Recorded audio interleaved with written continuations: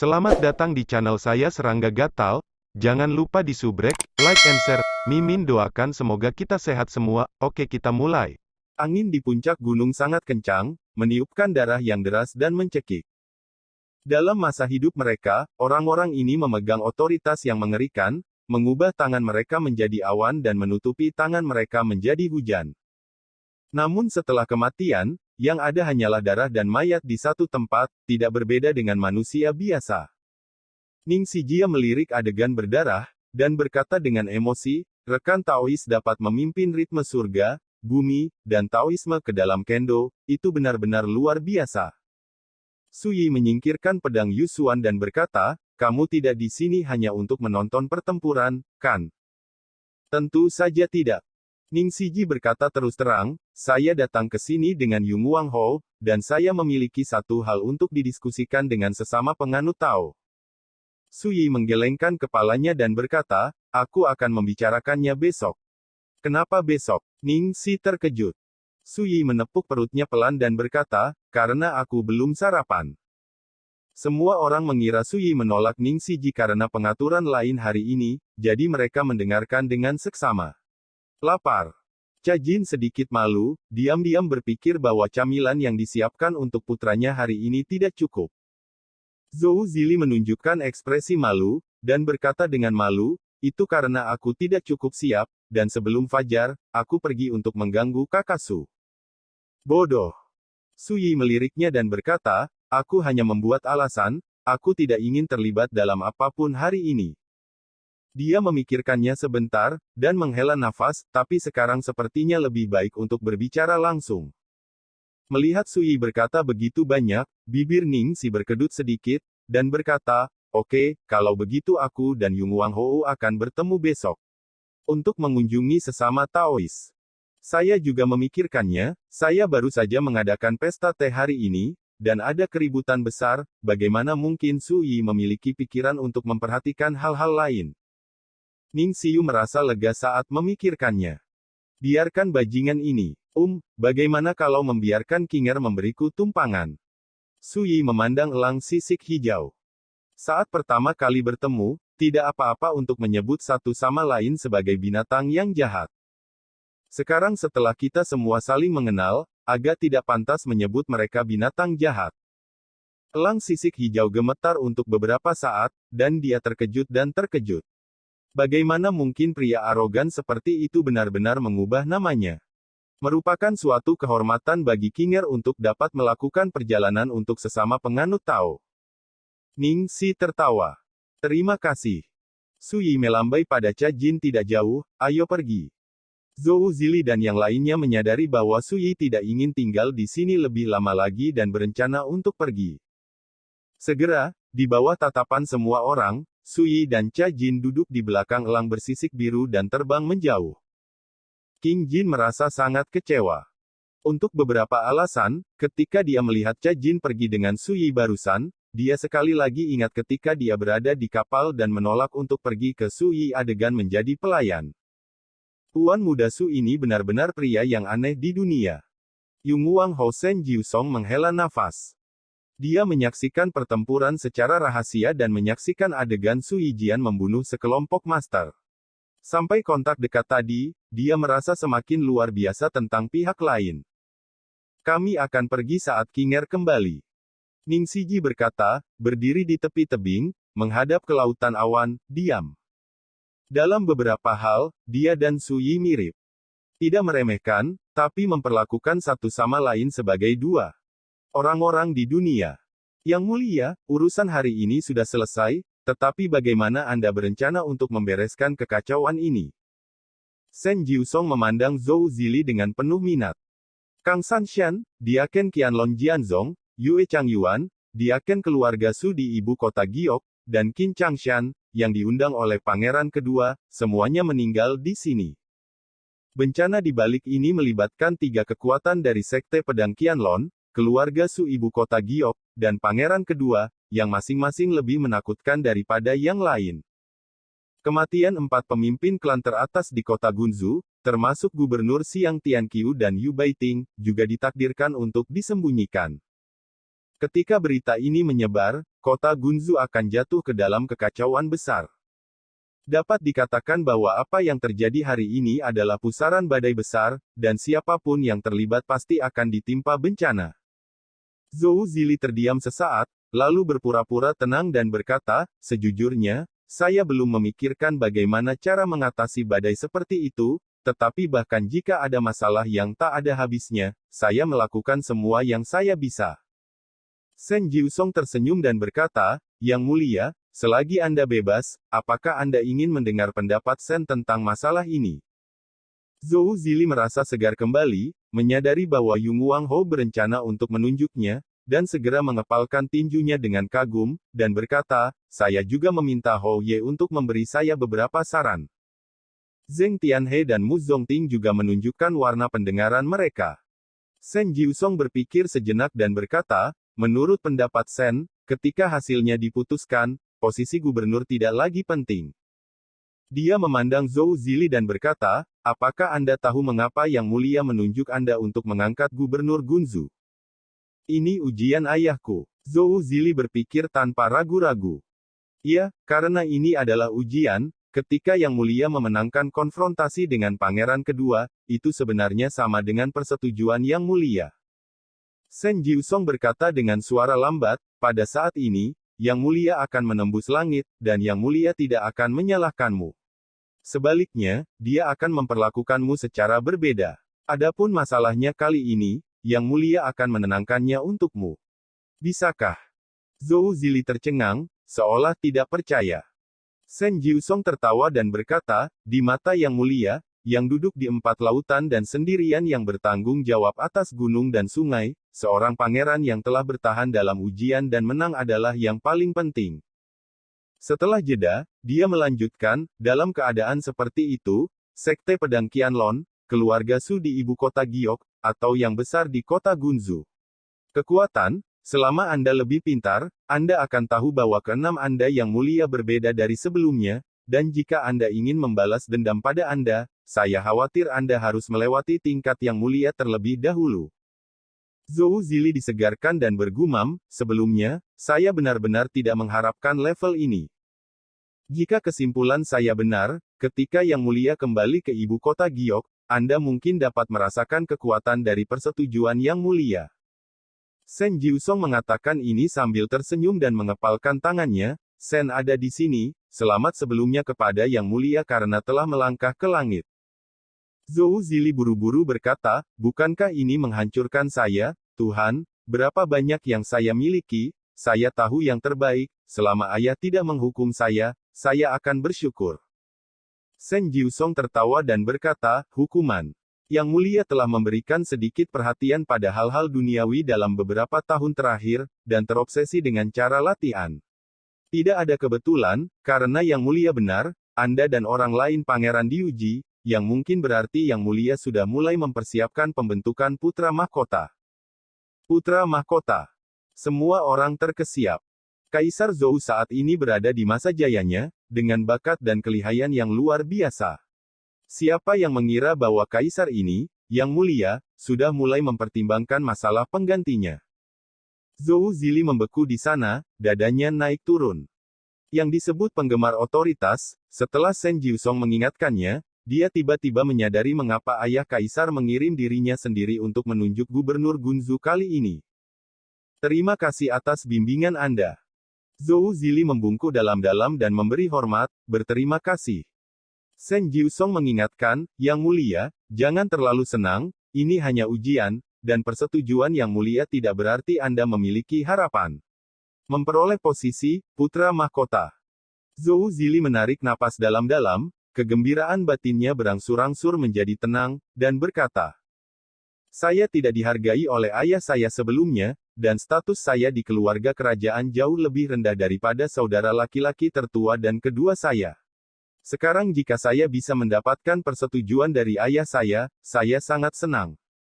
Shen Jiusong berkata sambil tersenyum, ketika Yang Mulia adalah seorang pangeran, sama seperti Anda, situasinya tidak baik, tetapi pada akhirnya, pada guru nasional Hong Chanxiang, Raja menelan laut dengan bantuan Ge Changling dan Su Hongli, kepala keluarga Su, mereka melangkah ke kursi naga selangkah demi selangkah. Saya percaya bahwa di masa depan, Yang Mulia, Anda akan memiliki kesempatan untuk mencapai semua ini. Setelah mendengarkan, tubuh Zhou Zili terkejut dan pikirannya kacau. Shen Jiusong tidak berkata apa-apa lagi, mengeluarkan liontin giok putih yang berlumuran darah dan menyerahkannya kepada Mu Zongting, berkata, posisi gubernur mewakili keagungan pengadilan Zhou Agung. Jika Anda menghadapi masalah di masa depan, Anda dapat memegang token ini, dan tentara skala merah yang ditempatkan di sini akan membantu Anda. Mu Zongting membeku sesaat, lalu buru-buru mengepalkan tinjunya untuk memberi hormat, dan berkata, terima kasih, Markis. Dia khawatir tentang bagaimana memegang posisi gubernur Gunzu setelah peristiwa berdarah hari ini. Tapi sekarang, dengan dukungan Shen Jiusong, semuanya akan berbeda. Ini berarti bahwa bahkan keluarga Yu, keluarga Zhao, keluarga Bai, keluarga Sue, dan ular lokal lainnya tidak akan dengan mudah berani mencabik-cabik wajah mereka sendiri. Orang yang sering lewat dan King Jin menyaksikan adegan ini, dan samar-samar berspekulasi dalam hati mereka bahwa alasan mengapa Yun Guanghou melakukan ini jelas bukan karena dia optimis tentang masa depan Pangeran ke-6. Jika tidak, mengapa Yun Guanghou tidak berdiri untuk mendukung Pangeran ke-6 sebelum pesta teh dimulai? Jika ada alasan, hanya ada satu kemungkinan. Itu karena Suyi, Yung Guangho akan mengambil inisiatif untuk menyatakan posisinya dan mendukung Pangeran ke-6. Jika bukan karena ini, sebagai seorang pangeran, dia tidak perlu terlibat dalam perairan berlumpur seperti itu. Terlebih lagi, ketika Yung Guangho dan Ning Siji tiba sebelumnya, mereka berinisiatif untuk menyapa Suyi, tetapi mereka semua diawasi. Suara yang jelas terdengar, dan elang bersisik hijau kembali dari cakrawala yang jauh dan perlahan-lahan mendarat di puncak gunung. Ayo. Ning Sijia berjalan langsung ke belakang elang sisik hijau. Selamat tinggal semuanya. Shen Jiusong mengepalkan tinjunya ke kerumunan, dan kemudian pergi menemui Ning Si. Segera, elang sisik hijau membawa mereka berdua pergi. Yang Mulia, haruskah kita pergi juga? Zheng Tianhe bertanya dengan lembut. Saat ini, mereka adalah satu-satunya orang yang tersisa di puncak Gunung Barat. Zhou Zili terdiam sesaat, lalu bergumam dengan emosi, aku tidak akan melupakan hari ini. Setelah itu, dia berbalik dan menuruni gunung. Zheng Tianhe, Chang Paser, King Jin, Mu Zongting dan yang lainnya mengikuti. Di kaki gunung saat ini. Ini sudah lama kacau, dan selalu ada diskusi dan keributan. Orang-orang besar dari 6 kabupaten di Gunzu tahu bahwa pesta teh telah berakhir, tetapi mereka tidak tahu siapa yang akan menang. Jika jalan menuju puncak gunung tidak dikelilingi oleh tentara-tentara skala merah, saya khawatir seseorang akan bergegas untuk melihat apa yang terjadi. Sebagai jenderal tentara skala merah yang ditempatkan di kaki Gunung Barat, Yuan Loyu melihat Zhou Zili dan kelompoknya berjalan menuruni gunung untuk pertama kalinya. Yang Mulia ke-6 menang. Yuan Loyu terkejut. Zhou Zili juga melihat Yuan Loyu, dan memerintahkan, kamu bawa tentara skala merah ke puncak gunung untuk membersihkan mayat-mayat itu, kumpulkan semua barang yang disita, dan kirim ke Sushi Residence. Bersihkan yang mati. Yuan Loyu berspekulasi tentang suatu kemungkinan, dan hatinya bergetar. Pada saat ini, ketika mereka melihat Zhou Zili dan kelompoknya berjalan menuruni gunung, diskusi di lapangan juga menghilang. Semua orang berhenti berbicara dan menoleh. Yang Mulia, berani bertanya siapa yang akan memenangkan pesta teh ini? Ada yang berani bertanya.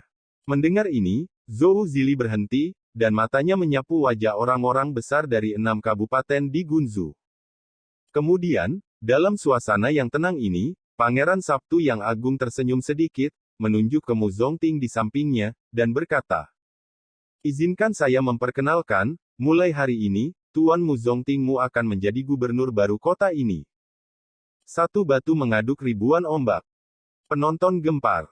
Siapa yang masih tahu, dalam pesta teh yang sangat ditunggu-tunggu ini, Yang Mulia menjadi pemenang terakhir. Hasil seperti itu benar-benar di luar dugaan sebagian besar orang yang hadir, sedemikian rupa sehingga mereka menunjukkan ketidakpercayaan. Tapi Zhou Zili tidak menjelaskan apa-apa. Setelah mengatakan ini, dia bergegas pergi bersama Mu Zongting dan yang lainnya. Saya tahu bahwa dengan keterlibatan Tuan Su, akan sulit bagi Yang Mulia untuk kalah. Yuan Luoxi berkata dengan gembira. Yuan Wutong gemetar untuk beberapa saat. Dia memperhatikan bahwa ketika Zhou Zili dan kelompoknya pergi, Xiang Tianqiu dan yang lainnya sudah lama tidak muncul. Mungkinkah orang-orang itu dibunuh oleh Tuan Su? Memikirkan ini, kepala Yuan Wutong sedikit pusing. Jika ini masalahnya, ini sama dengan menghancurkan keranjang besar. Ayah, mengapa Tuan Su tidak muncul?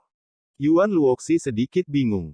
Yuan Wutong menarik napas dalam-dalam dan berkata dengan suara rendah, "Tunggu, saudara keduamu telah membawa orang ke puncak gunung, aku yakin kebenaran akan terungkap nanti." Kebenaran terungkap. Yuan Luoxi tercengang. Mungkinkah ada rahasia lain di puncak gunung? Mengapa mereka tidak muncul di depan orang dewasa? Saat ini, banyak orang di lapangan juga memperhatikan kelainan tersebut. Xiang Tianqiu dan Yu Baiting, bos top di kota Gunzu, tidak turun dari gunung. Bukankah mereka pasti menderita? Seseorang menelan ludah. Jangan lupa bahwa barusan, Qin Changshan, Master 5 tingkat dunia yang terkenal, sekali menembak, jelas bahwa Qin Changshan juga kalah. Jika tidak, bagaimana mungkin Yang Mulia pergi sebagai pemenang? Mata seseorang berkedip, juga, elang bersisik biru yang muncul di puncak gunung barusan diduga sebagai tunggangan Ningxi, penguasa Akademi Tianyuan. Bahwa Tuan Istana misterius ini juga terlibat dalam perselisihan ini. Kamu tidak perlu berspekulasi, tunggu saja orang-orang tentara skala merah turun dari puncak gunung, lalu kamu bisa memahami situasinya. Semua orang membicarakannya. Meskipun mereka mengetahui hasil dari pesta teh, mereka menjadi semakin ragu. Nona, apakah menurut Anda Ningxi Jia yang mengalahkan Qin Changshan, penguasa Longhu? Yingbo juga sedikit tidak mengerti, alisnya berkerut. Mustahil. Huayan membantah tanpa ragu, ketika Qin Changshan menembak sebelumnya, itu menyebabkan semua jenis keajaiban di dunia, pedang Qi ada di langit, dan lautan awan mendidih, tetapi setelah semua ini berakhir, elang bersisik biru sudah lama tertunda. Ini berarti bahwa orang yang mengalahkan Qin Changshan ditakdirkan untuk bukan Ningxi Yu. Siapa itu? Yingbo mau tak mau bertanya. Su Yi.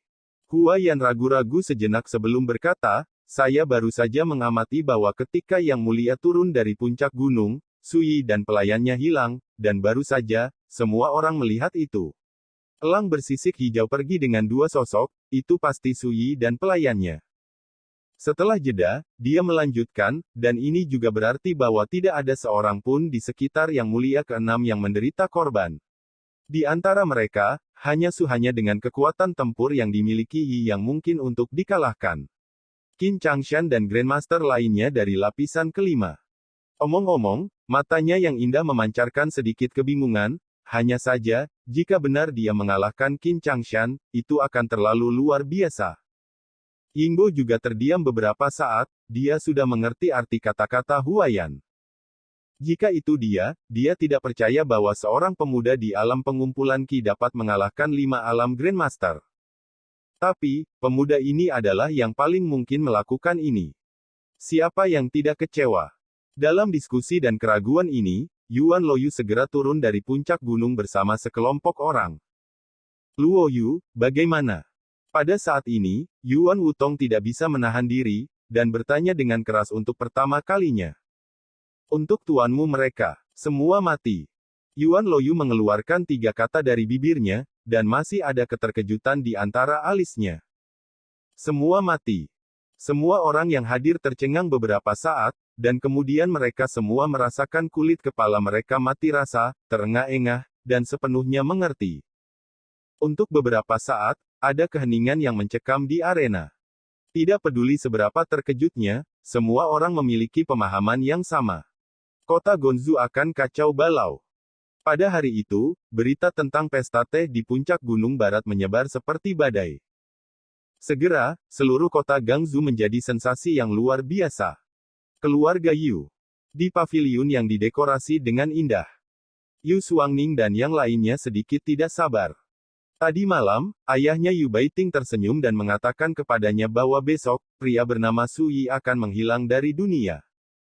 Ini membuat Yu Xuangning menantikannya. Dia tidak akan lupa betapa menjijikkannya wajah Sui, belum lagi harga dirinya, dia sangat arogan. Ayah sudah pergi hampir 2 jam, haruskah dia kembali? Yu Xuangning baru saja memikirkan ini. Gerbang paviliun ditendang dari luar. Seorang pemuda jangkung bergegas masuk bersama sekelompok pengiring. Yu Xiao, apa yang kamu lakukan? Yu Xuang terkejut, tetapi ketika dia melihat orang itu datang, dia langsung menjadi marah dan berteriak dengan keras. Yu Xiao, putra dari tetua kedua klan, selalu patuh di depannya, seperti tikus yang melihat kucing ketika dia melihatnya. Tapi sekarang, Yu Xiao benar-benar menendang orang.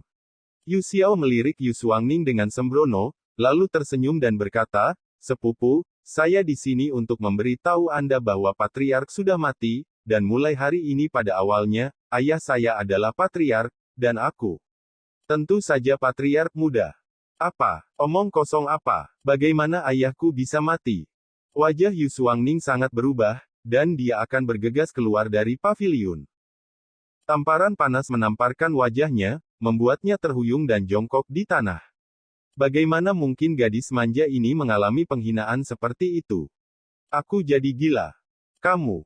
Yu Xuangning hendak mengatakan sesuatu, tetapi Yu Xiao sudah berteriak dengan dingin, "Aku memenjarakannya." Iya. Pengiring itu berkerumun. Pada saat ini, Yu Xuangning merasa seperti pingsan. Apa yang terjadi? Mungkinkah ayahku benar-benar pergi? Mereka tidak memberinya kesempatan untuk berpikir lebih jauh. Para pengawal itu menangkapnya dan membawanya pergi dengan cara yang memalukan. Pada hari ini, dengan berita kematian Yu Baiting, keluarga Yu terjerumus ke dalam kekacauan besar. Untuk merebut posisi patriark untuk pertama kalinya, konflik sengit dan berdarah pecah di antara tokoh-tokoh besar keluarga Yu. Pria dan kuda milik garis keturunan Yu Baiting semuanya telah menjadi domba untuk disembelih. Putrinya Yu Xuangning juga menjadi tahanan dalam perselisihan sipil ini. Tanpa pemimpin, sekelompok naga pasti akan menyebabkan kekacauan. Semakin besar klan, semakin serius perebutan kekuasaan. Adegan serupa dengan keluarga Yu juga dipentaskan di keluarga Zhao, keluarga Bai, dan keluarga Sue. Akademi Tianyuan. Memikirkan tebing. Angin buas melolong, setajam pisau. Xiang Ming duduk di salah satu gua dengan rambut acak-acakan, digambarkan sebagai layu, matanya dipenuhi dengan lekas marah, dan benci. Sui, ketika aku keluar, aku akan meminta ayahku untuk mengambil tindakan sesegera mungkin. Jika kamu tidak menusukmu, itu tidak cukup untuk melampiaskan kebencianmu. Dia menggertakkan giginya. Sebagai putra gubernur dan orang dari Akademi Tianyuan, dia tidak pernah menderita kerugian sebesar ini. Kakak Xiang, ini tidak bagus. Tiba-tiba terdengar suara panik dari luar gua. Ini adalah remaja gemuk. Ketika dia bergegas keluar dari gua, dia berkeringat deras dan kepanikan tertulis di wajahnya. Tenang. Xiang Ming memelototi bocah gendut itu tidak puas, sudah berapa kali aku memberitahumu bahwa setiap kali ada suasana tenang, tidak peduli seberapa buruk beritanya, itu dapat dibandingkan dengan apakah aku di posisi yang lebih buruk sekarang. Bocah gemuk itu menyeka keringatnya dan tersentak, "Tidak, kakak senior Xiang, sesuatu benar-benar terjadi kali ini, aku tidak percaya itu benar, tetapi sekarang sekte yang sama di akademi menyebarkan berita." Ada apa? Xiang Ming mengerutkan kening.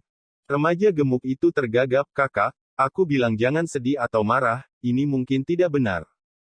Melihat dia mengoceh, Xiang Ming merasa sangat kesal, dan mau tidak mau berkata dengan tajam, "Apa yang ingin kamu katakan?" Bocah gendut itu terkejut, dan dengan panik, dia berkata, "Ayahmu sudah mati." Xiang Ming tertegun dan berkata dengan marah, "Kamu, beraninya kamu memarahiku."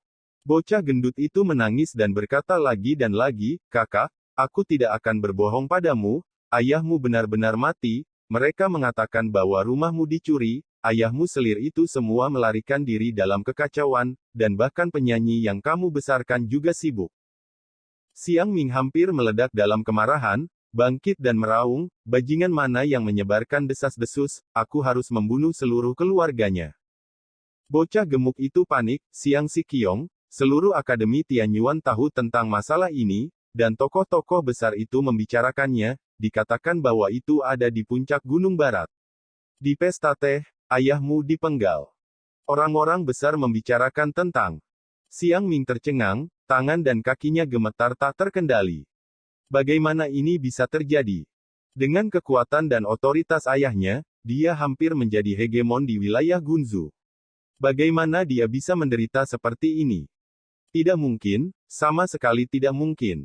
Sekian dulu update-annya, tunggu lanjutannya di channel saya Serangga Gatal, di subscribe ya guys. Terima kasih.